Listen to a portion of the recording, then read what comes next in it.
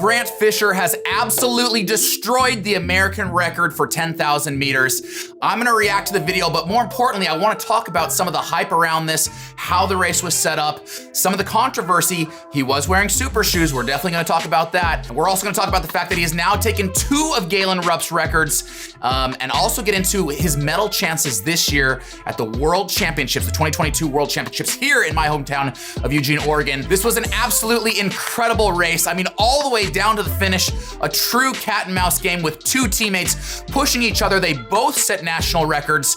But before we really jump into how this race played out, I think we gotta talk about how it was set up. National records don't come every day. In fact, they're very, very rare.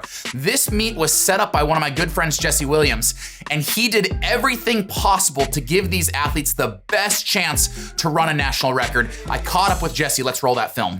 What up, Jesse? How's it going? Good, man. I just wanted to pick your brain a bit about this incredible 10. You're calling it the 10, where just some mind-boggling performances. You won't take credit, but I'm going to give you credit, some credit for these national records that were set. Tell me how you came up with the vision for the meet and how it all came together. Yeah, I would say it started last year. We were just looking to do events during COVID, and Jerry's group was really fit last year, and so we did the first kind of 10 with 8 women, I think 7 men, and everybody ran incredibly fast. This weekend makes that look like a whole, different world, but it started, and then we were like, okay, well, this is a really good time. After indoors, people are fit, and 10Ks are kind of hard to find. You don't want to run it right up against the U.S. Championship, and we thought, why don't we just do one in March, kind of modeled after the British night of the 10Ks that, it seems like to be this whole festival and this really fun night you hear about. And so, yeah, we put it together and kind of threw it out there this fall, and every day people showed up. Yeah, I mean, when we started seeing the fields, it was like, oh, this could be crazy. Insane, yeah. Now, you guys had to call an audible and push it back 24 hours, didn't you, due to conditions? Yeah, so the one thing you can count on in Southern California, and I always say that blessed, is like the weather's perfect, especially at night for these races, and specifically where we were. But in the kind of winter here, you get like 1 or 2 random windy days a month. Yeah. And Saturday night was like 15 mile per hour winds, 10 mile per hour winds.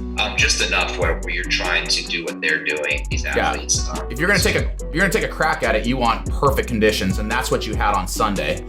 And as you're watching the forecast, are you like, this is gonna all materialize into like the perfect night? Well, it's weird because I looked at the forecast and I thought, okay, perfect conditions, but these times just seemed so crazy to me. Yeah. And I knew how fit the athletes were, and I knew what they had just run indoors and what it kind of calculated out to.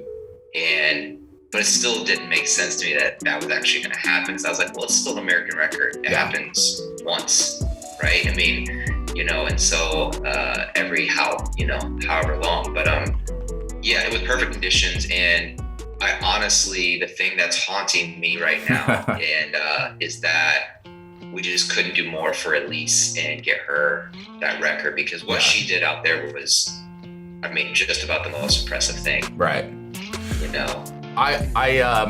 I'm not gonna drag you down into the mud that this video is about to go into. We're gonna be talking about, 1, he took Galen's record, but 2, what shoes was he wearing? Just, you don't have to tell me about your thoughts on the shoes. What shoes was he wearing that night? I believe they were all wearing the new Dragonflies. Yeah.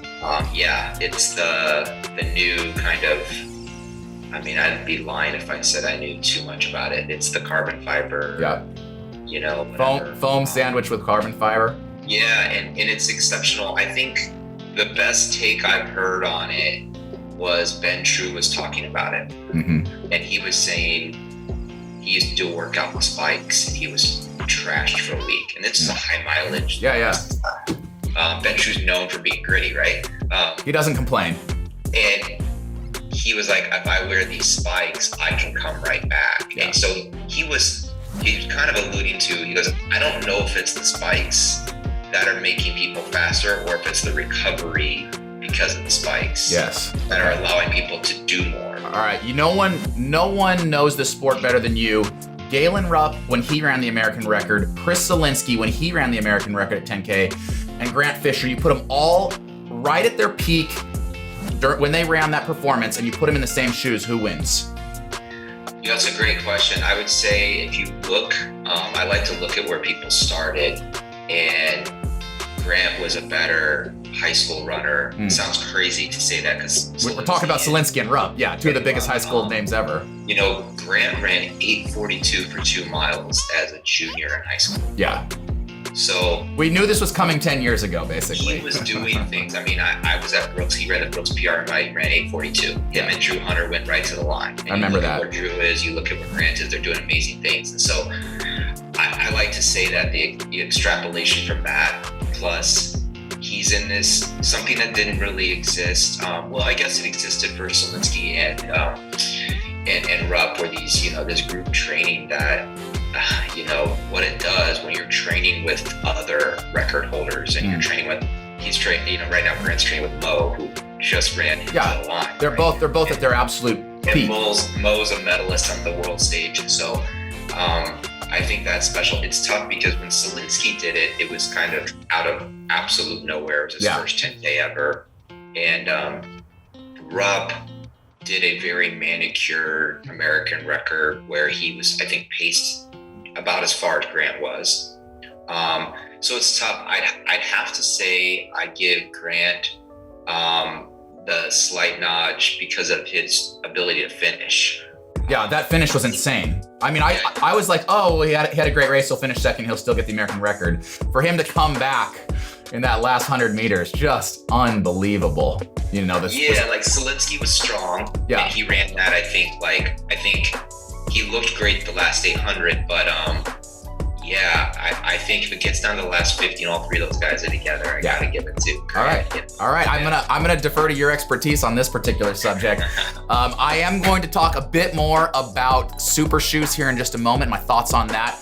But before we cut to that, I just want to know what's next for Sound Running. What's the next plan? I mean, you guys are just doing incredible things. The whole sport thanks you. We want to know what's coming down the pipeline.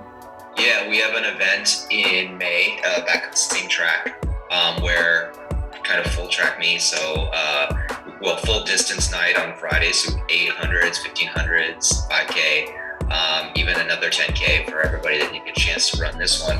And then the next day we have American Track League in town. Nice. And we're hosting anything from, you know, last year we had Trayvon Bromell and Brittany Reese and Devin Allen. And so, you know, got a full smorgasbord on the May 6th and 7th weekend. Love it, man. I got to catch one of these live. Thanks so much for telling us how this thing materialized. You got to take, like I said, a lot of credit and a lot of just a big pat on your back for putting this all together. So thank you. Yeah, thanks, man. It was worth the stress. Talk to you soon. All right, see you, Nate. Huge shout out to Jesse for that behind the scenes look. Now, I did say I'd get into the mud, get into the weeds a little bit, talk about some of the controversy surrounding this one. You know, the first thing that jumps out to mind is he took down Galen Rupp's record. There's just something to be said about Grant coming out and taking that record that I think a lot of people wanted to see. Two, I was one of those people that wanted to see it, not because I wanted to see Galen Rupp's record dethroned, but simply because I love to see records broken. I always said this when I was setting records, you know, in my prime. Records are made to be broken, and I love to see records fall. However, as Jesse and I got into this, we were talking about, you know, Galen Rupp at his prime, Zielinski at his prime. Who would win a head-to-head race if they're all running in the same shoes? And my first, maybe my second thought when I saw this race is, what shoes was he wearing? And Jesse just let us know that he is wearing the most up-to-date version of the Dragonflies. There's a lot of people out there saying, oh, it was just the super shoes. It's just the shoes. It's not just the shoes, you guys. You don't run 26:33 with just the shoes without being, as Jesse said, he's been phenomenal. He's been a standout for over a decade. We knew of this kid when he was a sophomore in high school. We all knew that if he stayed healthy and he had the right programming, the right coaching, that he would go on to do incredible things like this.